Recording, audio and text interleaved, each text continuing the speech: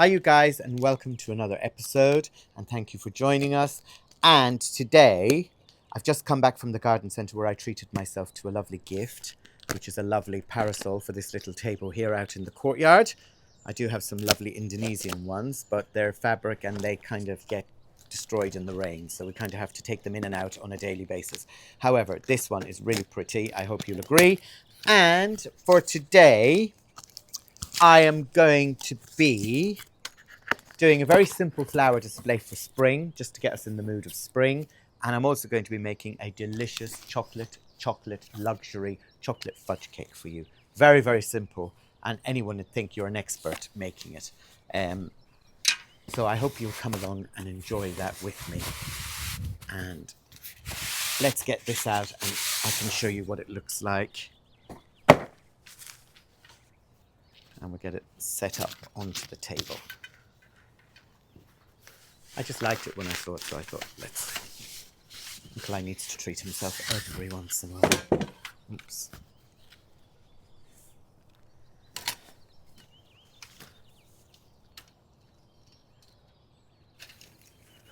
Oh, yes, there's a button. Ooh.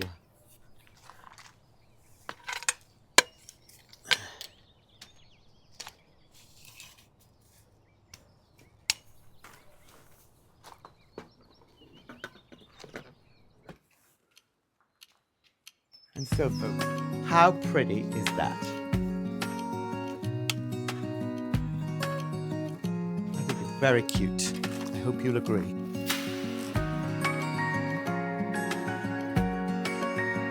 Okay, I need to take it down a notch. The drama. Scooter and Peggy have just approached me and told me they needed to speak with me. I thought, oh my God, please don't tell me before the wedding she is preggers and there's going to be baby Scooters all over the place, because I just can't cope with that at the moment. We have a wedding to organise, but thankfully that was not the news that was broken to me. However, although I am privileged and thrilled, Peggy did say that she would love it and she would be so grateful that if I would do the flowers for the wedding instead of her getting somebody outside to come in and do them, as I'm so good at flower arranging, she thinks. Oh, thank you, Peggy. So I, of course, agreed. So therefore, we need to get practicing, don't we? Because we're going to be doing very sort of cottage garden style flowers.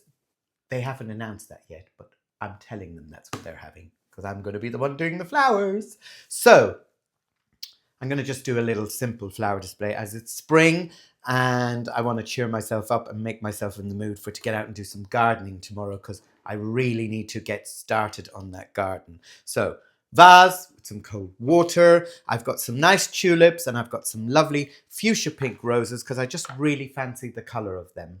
So we're going to do a little flower display. I've got some lovely cherry blossom from the garden. I've got some nice fatsia from the garden, some fatsia leaves, which I think are very pretty. And I've also got some lovely ischemia from the garden. It's just gone over in flower. It still smells amazing, but I just love the colour. So they're going to be going into my flower display. So I'm going to start off, of course, I need to have some sort of a twig because I want to be able to add my bird to that. So I'll start off with my 2 branches of my cherry blossom, and then I will do my fatsia here at the back. I'm going to thread that through the vase like that, and we've got a nice little one here at the front. Okay, and another nice one here.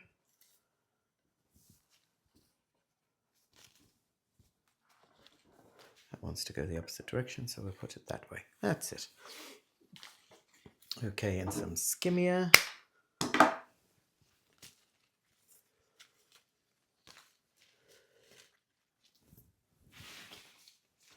And a little bit more skimmia. I'm just going to remove these bottom leaves because they're going to be sitting in the water and they'll rot and help to turn the water sour, so we don't want that.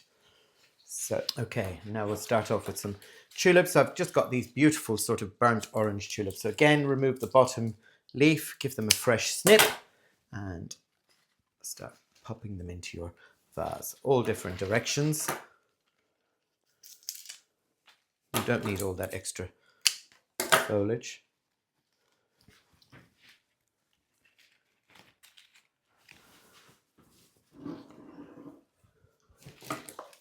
These tulips are lovely. These are like strawberry and cream colour. Really pretty.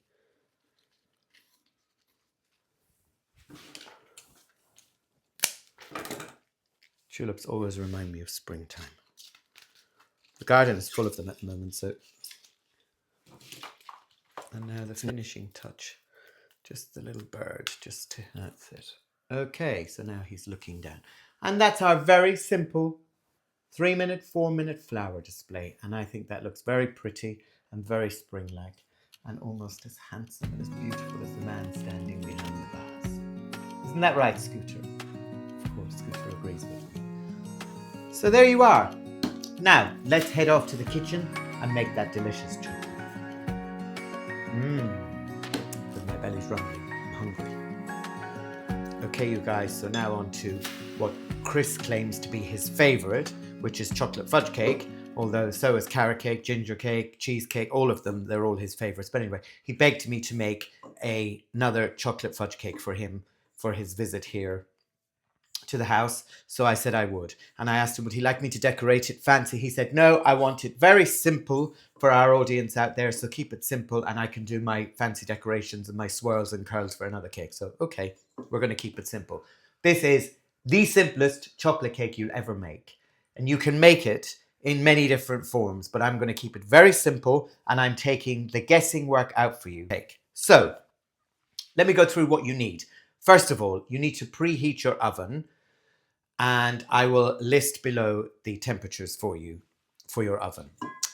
You need an empty mixing bowl, a sieve, a spatula, and a hand whisk.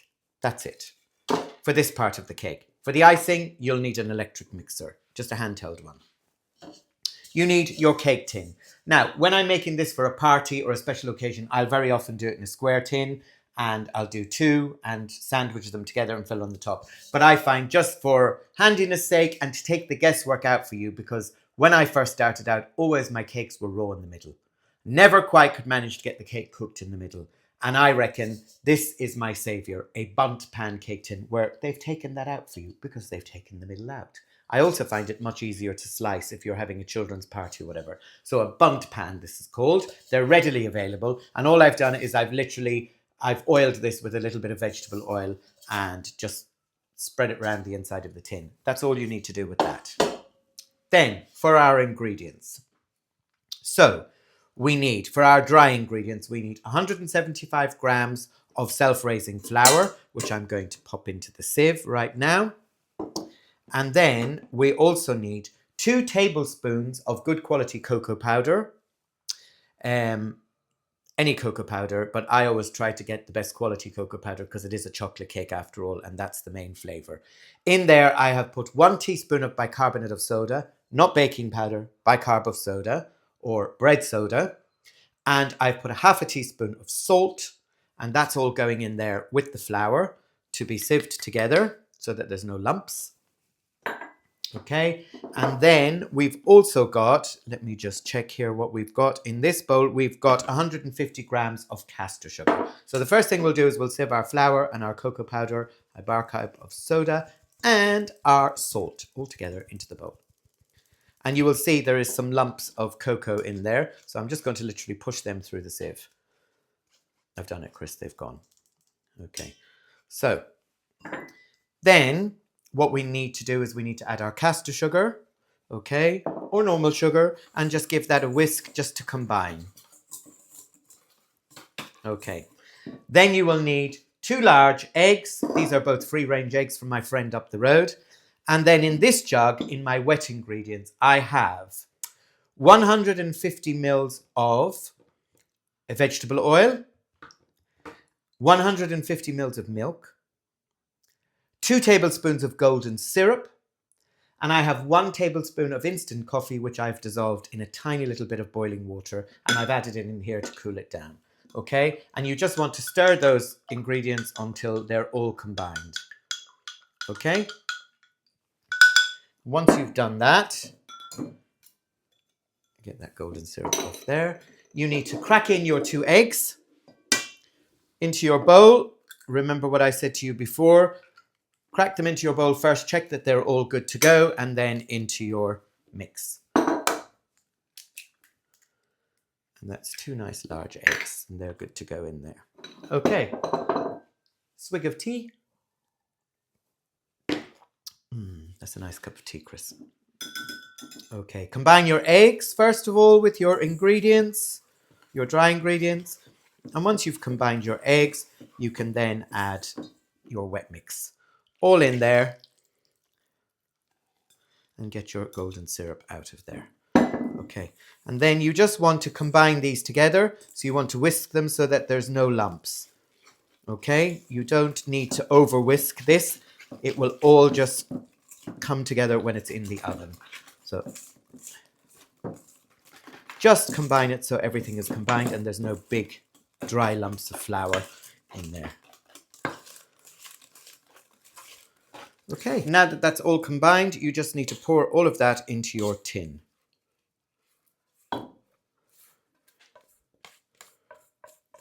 And it will self-level itself, so there's no having to spread it out or anything like that. Okay, so that's ready now to go into the oven. So I'm going to put it into the Aga, but you would put it into a 180 Celsius, 160 fan-assisted oven, or a gas mark 4. I can't remember what it is in Fahrenheit for my American fans, but we'll put it in the caption below. So that's going to go into the oven, and that's going to cook for 30 minutes. What is it you want, Scooter? You're under my feet. Chocolate cake you can't have. Okay, so now for the fudge frosting. Again, very, very simple. For this, you need an electric whisk, a sieve, and a palette knife to spread it on. That will be the height of it. Okay, so in my bowl here, I've got 200 grams of room temperature softened butter. Butter. Into that, I'm going to add 500 grams of icing sugar. And I'm going to sieve it. This is very important for your icing, for your fudge frosting, because you do not want lumpy, gritty, horrible icing sugar between your teeth when you're eating a nice slice of cake. You want it to be lovely and velvet and smooth. Okay, once you've done that, I've also got 80 grams of cocoa powder, and that's going to get sieved in also. Again, that's very important so that it's no lumps in there. And I'm going to put 1 teaspoon of vanilla essence and 2 tablespoons of milk. Okay, so now everything's in the bowl, you need to mix it, but when mixing icing sugar and cocoa powder, you don't want it to go everywhere. So my advice would be get yourself a clean tea towel and put it across the top, and then you can sort of I-spy into it and just get that all combined. It'll take a few minutes at this, but the fudgy frosting you will get will be delightful. Now we'll add our vanilla essence and we'll add our milk in a little while. We'll just get this creamed up together first of all. Okay, so now I'm going to add my 2 tablespoons of milk and my teaspoon of vanilla extract.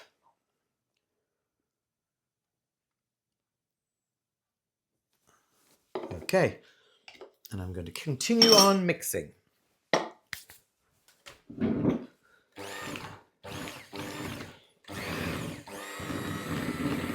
Okay, so after 5 minutes or so whisking, you should end up with a mixture that looks like this, a frosting. This will change color. It will go darker when you leave it for a while. I think the cocoa dissolves and then it goes darker. This is a little bit too stiff for me to be able to spread, so I'm going to add just another tablespoon of milk. Okay, so it will just depend on how dry your icing sugar is, I suppose, as to how much milk you will need to add. But less is more. Yeah, keep it, and then even I would leave it up until the time when you're going to frost the cake, and then you can decide whether it's pliable enough for you or whether you need to add maybe another tablespoon of milk.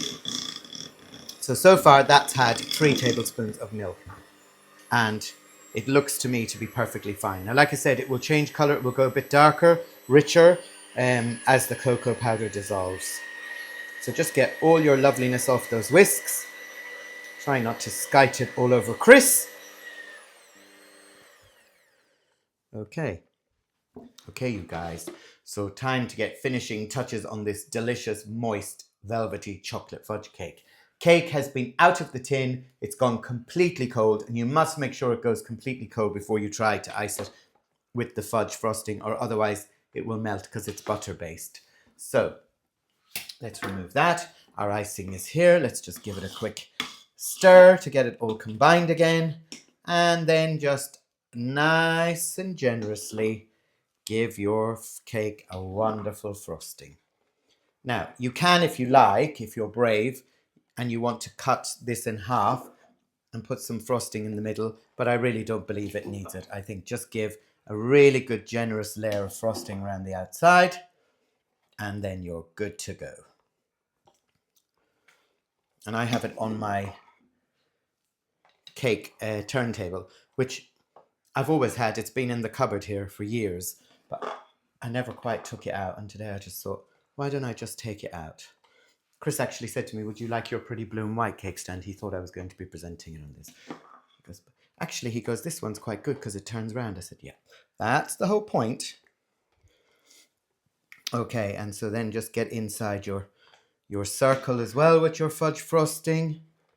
Nice thick layer of it in there. This cake is all about the chocolate, which is why Scooter is nowhere to be seen, because he absolutely knows and fully understands that he ain't allowed any of it.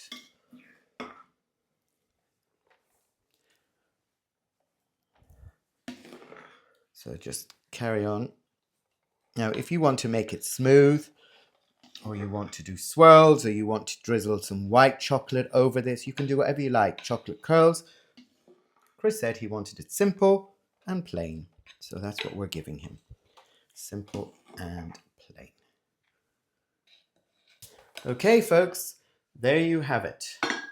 Now, all I'm going to do is just very simply, I'm going to pop some beautiful Vinca purple flowers on there.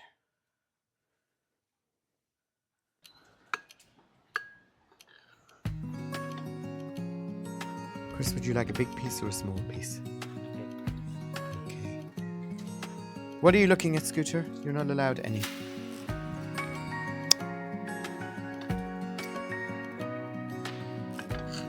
not going to have quite such a big piece, Chris. Now, my friends, please do come and join us for a delicious mug of tea. With this cake, you need a mug. Forget china cups. A mug of tea. The best Irish Barry's tea there is. So, shall I give it a try? Sorry, Scooter, I'm going to be making a lot of noises here.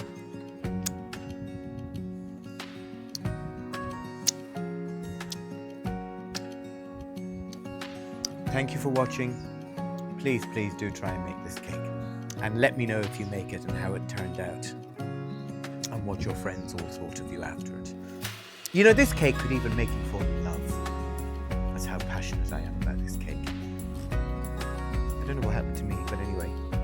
Thank you for watching. Don't forget to like and subscribe and hit the notification bell, and we'll see you very soon for another video. Say bye-bye, Scoots.